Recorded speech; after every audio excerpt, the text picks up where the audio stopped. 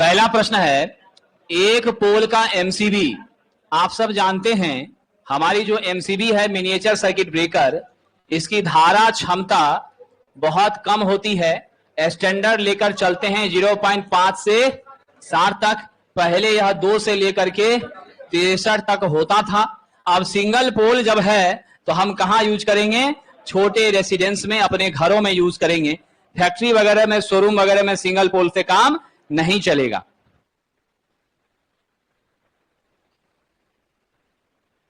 यह आपको याद है, एमसीबी जो है इसने किसको रिप्लेस किया है? फ्यूज को रिप्लेस किया है। यह एमसीबी 2 रूपों में काम करती है, स्विच के रूप में और रिले के रूप में काम करती है। स्विच और रिले दोनों रूपों में यह काम करती है। आपको मालूम है साथियों कि अभी जैसे आपका सब कुछ सामान्य रूप से संचालित हो रहा है, आप एमसीबी को क्या करिए? डाउन कर दीजिए, सब डिस्कनेक्ट हो जाएगा तो स्विच के रूप में काम किया। जब कहीं कोई फॉल्ट आती है तब ऑटोमेटिक ये ट्रिप होती है, तो उस समय किस रूप में काम किया? रिले के रूप में काम किया। तो स्विच और रिले दोनों के रूप में यह क्या करती है? काम करती है। स्टेटर में सिरा प्लेट की संख्या आप सबको मालूम है, सामान्यतः हमारी जितनी भी मशीनें होती हैं सभी मशीन का यह क्या है आपका साहब जी? ये आपका फीट है, जहां पे हम नट बोल्ट से टाइट करके इसको फिट करते हैं। सिलिंड्रिकल स्ट्रक्चर में हमारी समान रूप से सारी मशीनें हुआ करती है। ये बाहर वाला जो भाग है इसे हम बॉडी कहते हैं, इसी को हम क्या कहते हैं? योक कहते हैं। इसी को हम क्या कहते हैं? फ्रेम कहते हैं। ये बॉडी, योक और फ्रेम, यह कौन सा हिस्सा होता है? स्टेटर होता है। क्या होता है? समान रूप से स्टेटर होता है।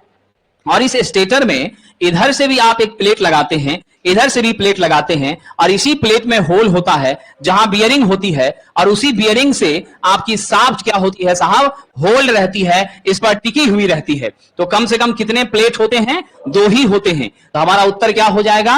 2 प्लेट हम स्टेटर में दोनों तरफ से साहब लगाने का काम करते हैं, जिसे सिरा प्लेट कहा जाता है। यही सिरा प्लेट हमारे शाफ्ट को होल्ड करके, टिका करके रखता है।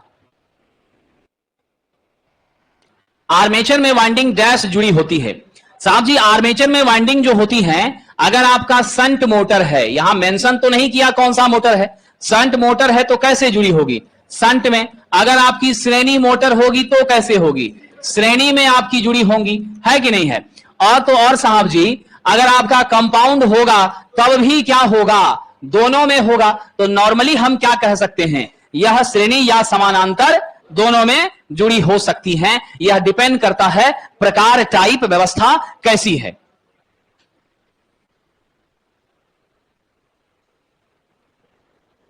चलिए आगे बढ़ें।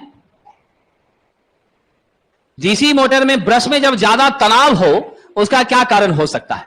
यदि अत्यधिक तनाव होने के कारण बहुत ज्यादा आप खिंचाव वहां पर दे रहे हैं, स्ट्रेस हो रहा है, तो नेचुरली आपका खिंचाव भी क्या होगा? ज्यादा होगा, परतें ज्यादा घिसेगी, घर्षण जब बढ़ेगा हीट भी ज्यादा उत्पन्न होगी, कम्यूटेटर नेचुरली क्या हो जाएगा? गर्म हो जाएगा। और यही जब अत्यधिक गर्म होने लगता है तो क्या होती है? स्पार्किंग होना शुरू हो जाती है। और जब स्पार्किंग होने लग जाती है तो वो बेटर कम्यूटेशन नहीं कहलाता है। बेटर कम्यूटेशन कब होगा?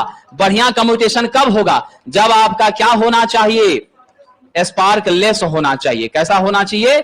स्पार्क लेस होना चाहिए। ये सारी बातें आप ध्यान रखिएगा। तो जब बहुत ज्यादा तनाव होती है तो हमारी कम्यूटेटर की परतें घिस जाती हैं, साथ ही साथ ब्रश घिसता है और कम्यूटेटर की परत गर्म होना शुरू कर देती है। कम्यूटेशन कौन सी प्रक्रिया है साहब? Direction of reversal of current. धारा की दिशा का व्युत्क्रम करना, अपोजिट करना, यानी करंट अगर लेफ्ट से राइट जा रही है उसको राइट से लेफ्ट की ओर लाना ही मेरा क्या कहलाता है? आपका कम्यूटेशन कहलाता है। Direction of reversal of current is called commutation. और कम्यूटेटर एक डिवाइस है जिसका काम क्या है साहब? एसी को किसमें बदलना? डीसी में बदलना। अब आपसे कह रहा है सामान्य लाइट के लिए, जनरल प्रकाश के लिए या पावर सप्लाई के लिए जिस जनरेटर का आप प्रयोग करेंगे वो कौन सा होगा? तो साहब नॉर्मली हम लोग सामान्य लाइटिंग का मतलब है कि नजदीक में आपको सप्लाई देना है, ठीक है? और वह भी सप्लाई कैसा होना चाहिए? लाइट के लिए आप क्या ध्यान रखते हैं नवयुवक? लाइट के लिए हमारी सप्लाई क्या होनी चाहिए? कांस्टेंट होनी चाहिए। अगर बार बार वोल्टेज के मान में परिवर्तन हो रहा है, कमी या वृद्धि हो रही है तो नेचुरली आपके बल्ब का लाइफ स्पैन क्या होता है, घट जाता है। लाइफ स्पैन क्या होता है, कम हो जाता है। बल्ब आपकी जल्दी क्या होती है, समाप्त हो जाती है। यह ध्यान रखिएगा। चलिए साहब, तो हम कौन सा उत्तर यहां लेंगे? सप्लाई हमें कांस्टेंट कहां से मिलेगी, आउटपुट वोल्टेज हमको कहां से नियत मिलेगा? डीसी शंट से मिलेगा, क्योंकि शंट में हमारी फ्लक्स क्या होती है, कांस्टेंट होती है। परिणाम ये होता है आउटपुट का वोल्टेज भी हमारा कांस्टेंट होता है, इसीलिए हम शंट को ही लेंगे।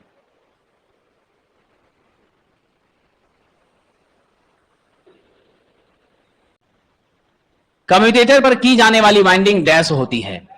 कम्यूटेटर पर साहब जी हम कौन सी वाइंडिंग करते हैं?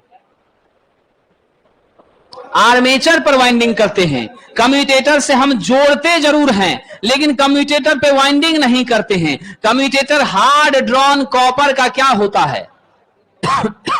हार्ड ड्रॉन कॉपर का एक सेगमेंट वाला संरचना होता है। क्या होती है? सेगमेंट की संरचना होती है, जो ड्रम के आकार की होती है, ड्रमे जैसा रहता है ना। और हर एक सेगमेंट में आपका जो राइजर होता है, उस राइजर से आप वाइंडिंग को जोड़ने का काम करते हैं। अब ये वाइंडिंग आपके आर्मेचर में लैप में होगा तो लैप वाला सेक्शन जुड़ता है, अगर वेव में होगा तो वेव वाला सेक्शन जुड़ता है। जिस संरचना में आर्मेचर में है उस हिसाब से वहां पर वह सेक्शन जुड़ता है। लेकिन कम्यूटेटर पर वाइंडिंग, उस पर वाइंडिंग हम लोग नहीं करते हैं। कम्यूटेटर से जुड़ी जरूर होती है, कम्यूटेटर से लैप भी जुड़ी रहती है, वेव भी जुड़ी रहती है, जैसा किया है वैसा जुड़ी रहती है, लेकिन कम्यूटेटर के सरफेस पर कोई वाइंडिंग नहीं की जाती है। तो हमारा जवाब क्या होगा? कम्यूटेटर पर की जाने वाइंडिंग होती है, ना ही लैप ना ही वेव होती है। कम्यूटेटर का काम है साहब एसी को डीसी में बदलना। विद्यार्थी जी आप जानते हैं कम्यूटेटर के दो कॉपर सेगमेंट के बीच में जो आपका इंसुलेटर होता है वह कौन सा होता है सरकार? आभरक होता है। क्या होता है? माइका होता है। यह ध्यान रखिएगा। कम्यूटेटर वाइंडिंग से जुड़ी होती है, लेकिन कम्यूटेटर पर वाइंडिंग नहीं होती है। जुड़ा रहेगा तब ना आर्मेचर का एसी यहां जाएगा, है कि नहीं है? डीसी हमको मिलेगा। फ्लेमिंग के दाएं हाथ के नियम के अनुसार अंगूठा क्या बताता है? साहब जी फ्लेमिंग का दायां हाथ का नियम ये किसके बारे में चर्चा करता है? ईएमएफ है ना, यानी आपका कहां पर? जनरेटर में, जनित्र में यह काम करता है। जनरेटर में आपको मालूम है दाहिने हाथ की तीनों उंगलियों को इस तरह से फैलाते हैं। ये आपकी अंगूठा किसको बताती है? चुंबकीय फ्लक्स को, चुंबकीय क्षेत्र को बताती है। यह किसको बताता है? जब ये फ्लक्स हो गया तो ये क्या हुआ?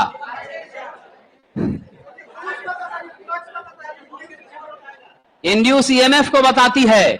यह किसको बताती है? बल बताएगा कहां पर? मोशन ऑफ कंडक्टर को बताती है। यह किसको बताती है? मैग्नेटिक फील्ड को बताती है। यह इंड्यूस ईएमएफ को।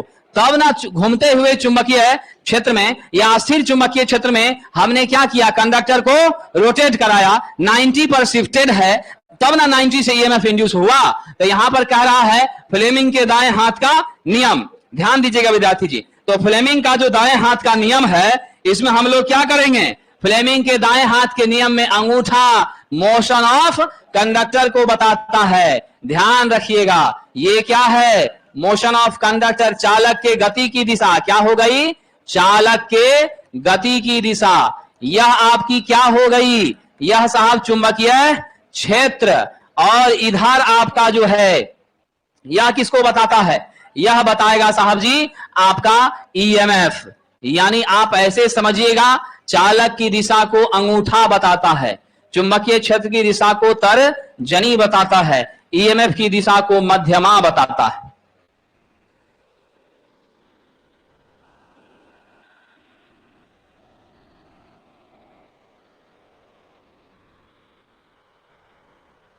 यह चीज कहां पर हो रही है? डीसी जनरेटर में हो रही है, जहां चुंबकीय क्षेत्र अस्थिर है, अचालक यानी आर्मेचर को हम घुमाने का काम करते हैं। लेफ्ट हैंड रूल पर कौन काम करता है? मोटर। क्या विद्यार्थी?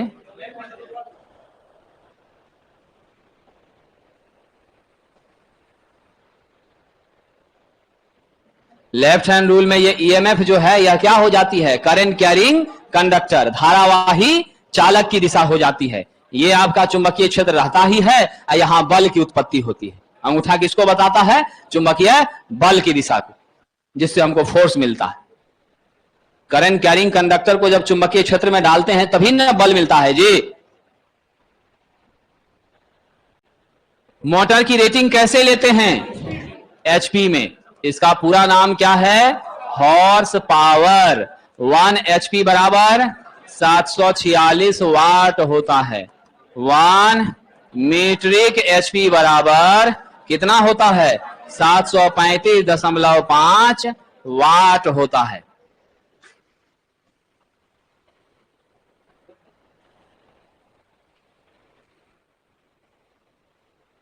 चलिए विद्यार्थी,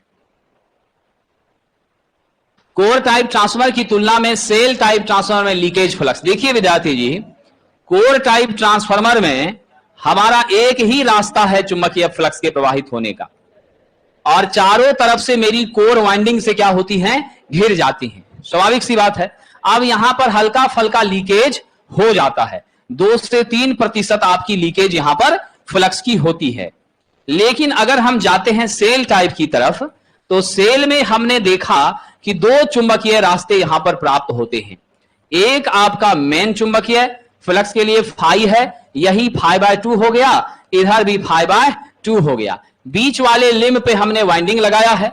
अगर लीक करता भी है ना, तो यहां बगल में मैग्नेटिक पाथ, इधर भी लीक करता है तो मैग्नेटिक पाथ, दोनों जो मैग्नेटिक पाथ होती है तो आपका लीक ना करके चुंबकीय रास्ते से ही सारी फ्लक्स सर्कुलेट होती है, जिसके वजह से नेचुरली यहां पर लीकेज क्या हो जाता है, नगण्य हो जाता है, बिल्कुल भी नहीं रहता है। तो आप ध्यान रखिएगा, कोर टाइप की तुलना में सेल में लीकेज फ्लक्स क्या होता है, कम होता है, माइनर होता है, ना के बराबर होता है। क्योंकि आप सबको मालूम है हमारे कोर का मुख्य उद्देश्य क्या है, हमारे कोर का मुख्य उद्देश्य है क्या करना, लो रिलक्टिव पाथ प्रदान करना। क्या करना, लो रिलक्टेंस पाथ प्रदान करना। यानी स्वाभाविक सी बात है, चुंबकीय फ्लक्स को बिना रुकावट के रास्ता देना, ये इसका मुख्य काम होता है। तो जब हमको इधर चुंबकीय परिपथ मिला ही हुआ है, पिंजरा प्रारूपी इंडक्शन मोटर की तुलना में स्लिप रिंग मोटर का पावर फैक्टर। साहब जी, स्लिप रिंग मोटर में आप ध्यान रखिएगा, इसमें अलग से हम क्या लगा देते हैं, रजिस्टर जोड़ देते हैं। कहां पर जी, रोटर में रजिस्टर जोड़ देते हैं। जोड़ते हैं कि नहीं जोड़ते हैं? और इस रजिस्टर को जोड़ने से आपको करंट भी, आईएसटी भी क्या होती है, कम हो जाती है। टीएसटी भी क्या होता है, अधिक हो जाता है। और तो और साहब, आपका स्पीड भी क्या होता है, नियंत्रित हो जाता है कि नहीं है। इतने सारे फायदे आपको होते हैं। और इतना ही नहीं, प्रभाव के बढ़ने के कारण मेरा पावर फैक्टर भी इंप्रूव कर जाता है साहब। तो क्या हो गया, पिंजरा के प्रकार की तुलना में स्लिप रिंग का पावर फैक्टर ज्यादा होता है। ऐसे भी आप जानते हैं, कोई भी सर्किट का स्वभाव जब रजिस्टिव होने लगता है तो नेचुरली क्या हो जाती है साथियों, पावर फैक्टर बढ़ना शुरू हो जाती है। क्योंकि रजिस्टिव लोड पर मेरा एंगल, वोल्टेज और करंट के बीच का एंगल कितना होता है, 0 डिग्री, और cos 0 का मान 1 होता है। चलिए आगे बढ़ते हैं।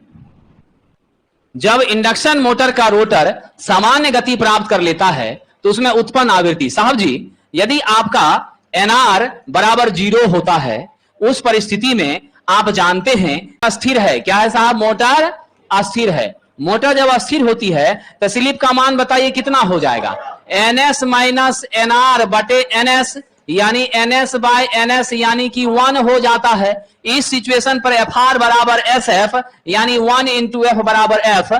मेरी rotor current frequency supply frequency 50 hertz के बराबर हो जाती है, ठीक है। लेकिन जैसे ही गति NR से क्या होती है, NR नॉट इक्वल टू 0 होता है, इसका मान थोड़ा क्या होता है, बढ़ने लगता है। तो आपकी स्लिप का मान क्या होता है, जानते हैं, 3 से 5% तक जाता है। ऐसी परिस्थिति में FR बराबर SF, S का मान 0.3 ही अगर मानते हैं और यहां 50 से गुना करते हैं, कितना हो गया, 15 हर्ट्ज की 1.5 15। तो आप देखिए तो सप्लाई फ्रीक्वेंसी 50 था, इससे कम हुआ ना 15 जी, 0.05 रहता तो 1.5 आता।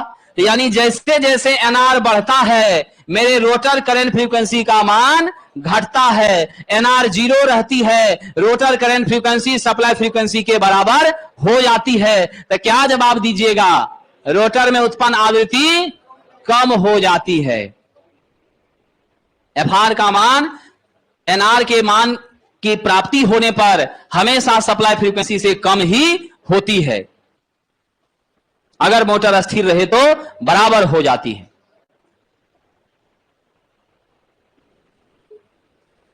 मानव जीवन में कभी आपने पढ़ा होगा,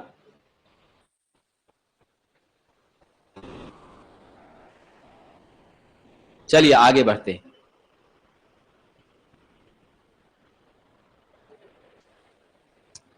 सेंट्रीफ्यूगल स्विच का उपयोग सामान्यतः किया जाता है। साहब जी सेंट्रीफ्यूगल स्विच का यूनिवर्सल में भी नहीं, रिपल्सन में भी नहीं, सैडेड में भी नहीं, कहां करते हैं? कैपेसिटर स्टार्ट और कैपेसिटर रन में करते हैं। इसी को हम लोग टू वैल्यू कैपेसिटर मोटर भी कहते हैं। इसी को क्या कहते हैं? टू वैल्यू कैपेसिटर मोटर भी कहते हैं।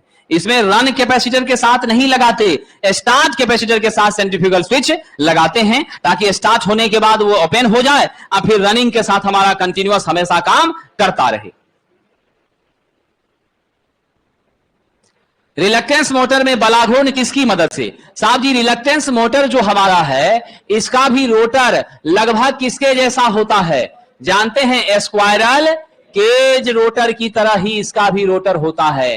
और आपको तो मालूम है स्क्वायरल केज रोटर में रोटेशन होता है तो पंकज यादव जी किस वजह से होता है?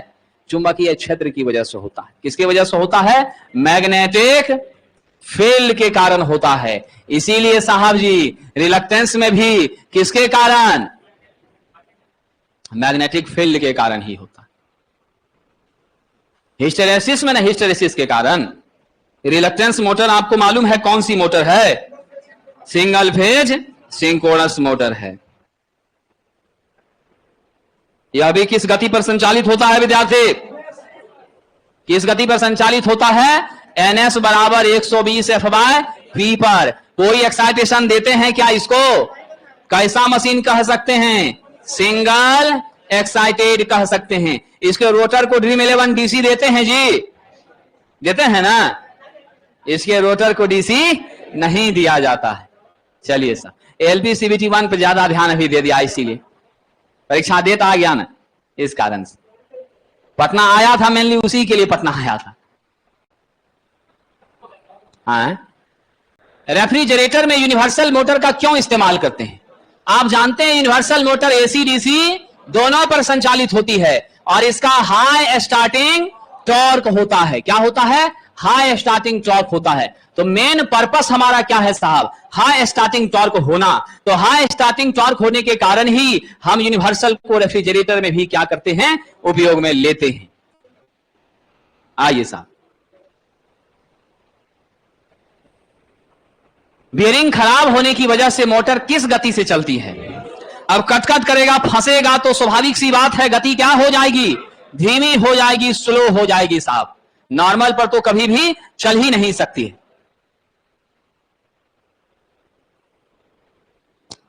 लोड का मान डैश से ज्यादा हो जाए तो हम लोग किसका यूज करते हैं? ELCB का यूज करते हैं। आपको तो मालूम है अर्थ लीकेज सर्किट ब्रेकर इसका पूरा नाम होता है। अर्थ लीकेज सर्किट ब्रेकर कई तरह की सुरक्षा देता है। फॉल से भी सुरक्षा देता है, अर्थ फॉल से भी हमको बचाने का काम करता है, शॉर्ट सर्किट से भी हमको सुरक्षा देता है। ELCB यदि हमारे घर में लगा हुआ है तो हम बहुत ज्यादा क्या होते हैं? अपने आप को सुरक्षित महसूस करने का काम करते हैं। ELCB से भी एडवांस हम लोग किसको लगाने लग गए? RCCB को लगाने लग गए साहब। तो नॉर्मली याद रखिएगा 5 किलोवाट से ज्यादा यदि लोड हो तो नेचुरली हमें किसका यूज करना चाहिए?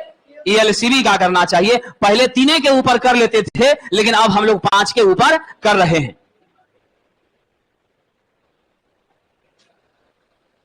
चलिए साहब आगे बढ़ें।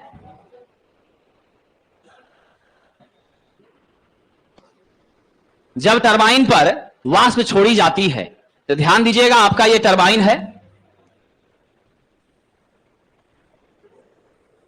इस टरबाइन पर जब भाप छोड़ा गया, स्टीम छोड़ा गया, तो इस स्टीम को प्राप्त करने के बाद यह टरबाइन क्या करता है साहब? रोटेट करता है। रोटेट करके कौन सी ऊर्जा विकसित करता है?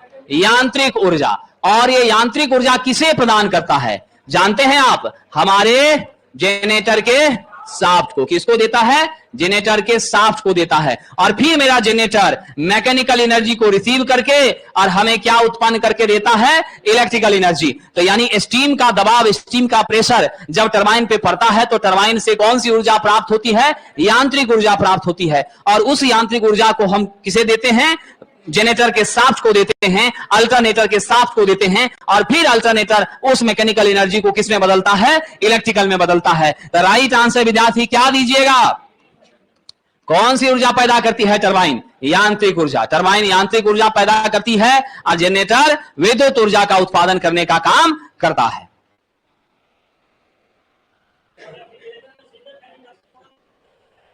करते हैं, डिपेंड करता है कितनी क्षमता का है। कम क्षमता का है, कम पावर का है, तो हम लोग उस हिसाब से यूज करते हैं।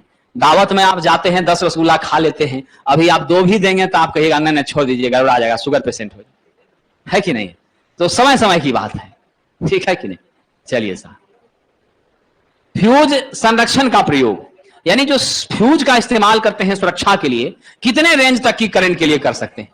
100 एम्पियर तक के लिए करते हैं। 100 से ऊपर में हम प्रयोग करने से बचते हैं। उससे ऊपर जाते हैं तो हम लोग नाइफ स्विच है, डिफरेंट टाइप का सर्किट ब्रेकर है, ये सब का यूज करने लग जाते हैं। अमूमन हम लोग 100 तक ही फ्यूज का यूज करते हैं।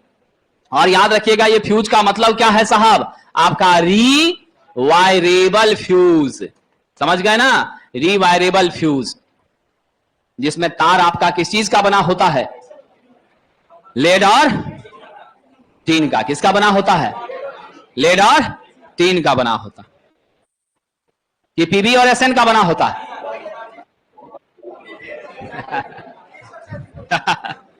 चलिए साहब, वही है।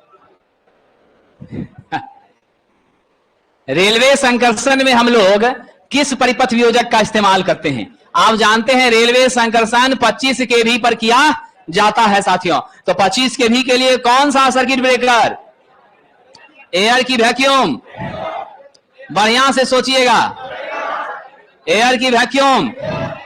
चलिए देख लेते हैं एयर वाले विद्यार्थी की संख्या कितनी है, अब वैक्यूम की संख्या कितनी है। ध्यान दीजिएगा साहब, हम सब लोग जो यहां यूज करते हैं 25 केवी, और मेरी वियोजन क्षमता कितनी होती है? 500 एमवीए तक होती है। कितनी होती है?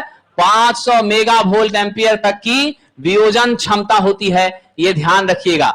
और इसके लिए जो हमारा इस्तेमाल किया जाता है वह SF6 बिल्कुल भी नहीं, न्यूनतम ऑयल बिल्कुल भी नहीं। अब यही 2 बचा है, इसमें जिसका मेजॉरिटी होगा वही सही माना जाएगा। एयर वाला हाथ खड़ा कीजिएगा।